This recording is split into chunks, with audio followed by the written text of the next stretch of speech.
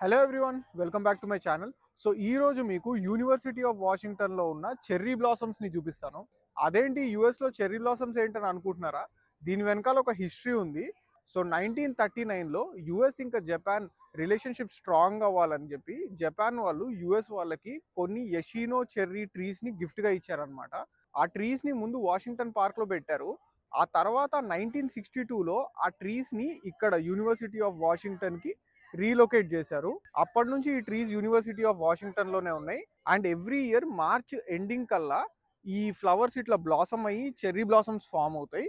ఇగోండి ఇక్కడ చూడండి, ఇగోండి ఇట్లా చూడండి, ఫ్లవర్స్ ఇట్లా లైట్ పింక్ కలర్ లో ఫామ్ అవుతాయి. ఇవి ఒక 2 to 3 వీక్స్ ఉంటాయి అన్నమాట. ఆ తర్వాత మళ్ళీ ఫ్లవర్స్ రాలిపోతాయి. ఈ 2 to 3 వీక్స్ టైంలో ఇక్కడికి చాలా మంది వస్తారు ఇవి చూడడానికి. వేరే వేరే స్టేట్స్ నుంచి కూడా చాలా మంది వస్తూ ఉంటారు. కెనడా నుంచి, మెక్సికో నుంచి కూడా చాలా మంది వస్తూ ఉంటారు అనమాట. అండ్ ఈ యూనివర్సిటీ వాళ్ళు కూడా ఇక్కడ ఏం రిస్ట్రిక్షన్స్ పెట్టలేదు.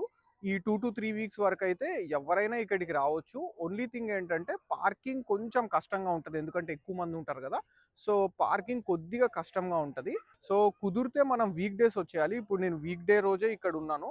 సో వీక్ డే ఇక్కడికి వస్తే చాలా బెటర్. ఒకవేళ వీకెండ్ మాత్రమే కుదురుతుంది అంటే కనుక ఎర్లీగా, అంటే ఎర్లీ మార్నింగ్ కానీ లేదంటే ఆఫ్టర్నూన్ కల్లా ఇక్కడికి వచ్చేస్తే బెటర్. ఆ తర్వాత ఇక్కడ పార్కింగ్ దొరకడం అనేది చాలా కష్టం. బయట చాలా స్ట్రీట్ పార్కింగ్స్ కూడా అవైలబుల్ ఉన్నాయి.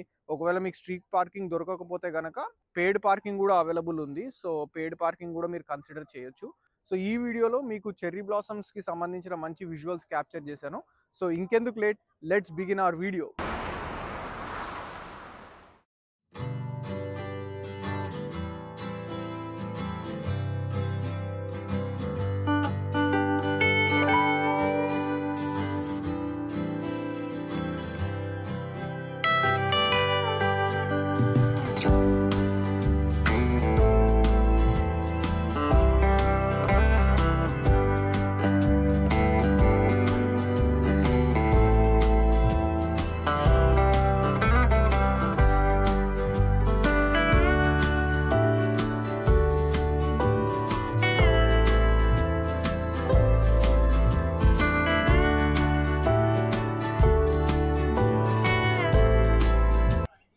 సో మీరు ఇక్కడ ఒకటి అబ్జర్వ్ చేయొచ్చు, యోషినో చెర్రీ ట్రీస్ నుంచే చెర్రీ బ్లాసమ్స్ బ్లూమ్ అవుతాయి. మిగతా ట్రీస్ నుంచి చెర్రీ బ్లాసమ్స్ బ్లూమ్ అవ్వవు గనక మీరు ఇక్కడ క్లియర్గా కాంట్రాస్ట్ చూడొచ్చు. చూడండి ఎంత బ్యూటిఫుల్గా ఉందో.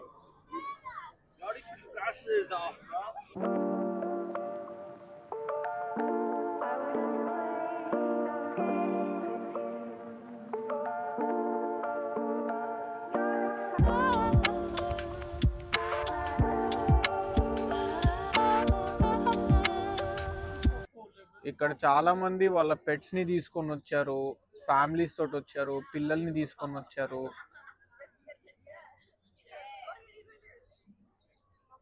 సో బాగుంది ఇక్కడ, అంటే బాగా రిలాక్సింగ్ గా ఉంది. అండ్ వీక్ డే వస్తే గనక యూ కెన్ ఎంజాయ్ అలాట్. ఇండియాలో కూడా వీటిని పెట్టొచ్చు. అంటే జపాన్ వాళ్ళ దగ్గర నుంచి ఈ యోషినో చెర్రీ సీడ్స్ తీసుకొని మనం ఇండియాలో కూడా మన సాయిల్లో ప్లాంట్ చేయొచ్చు. కానీ ఓన్లీ థింగ్ ఏంటంటే యుఎస్ వాళ్ళు మెయింటైన్ చేస్తున్నంత బాగా మనం మెయింటైన్ చేయగలగాలి. ఈ ప్లాంట్స్ని 1939లో ముందుగా వాషింగ్టన్ పార్క్లో ప్లాంట్ చేసి తర్వాత యూనివర్సిటీ ఆఫ్ వాషింగ్టన్కి మూవ్ చేశారు కదా. సో 1939 నుంచి 2025 అంటే 85 years దాటింది. అయినా కానీ కూడా ఈ ట్రీస్ చూడండి ఎంత బాగున్నాయో. దీనికి రీజన్ ఏంటంటే అంత బాగా మెయింటైన్ చేశారు.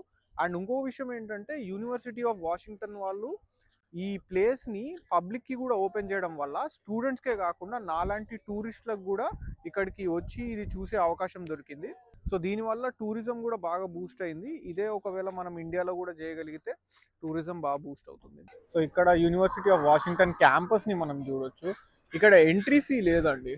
So any one can come here any time to watch cherry blossoms. ఇక్కడ ఎంట్రీ ఫీ లాంటిది ఏం లేదు, it's all free of cost. University of Washington campus walk బాగుంది ఇది.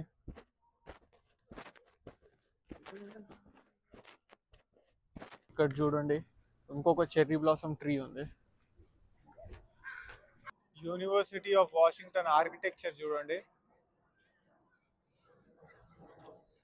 ఒక యూరోప్ కంట్రీలో ఉన్నట్టు లేదు, చాలా బాగుంది.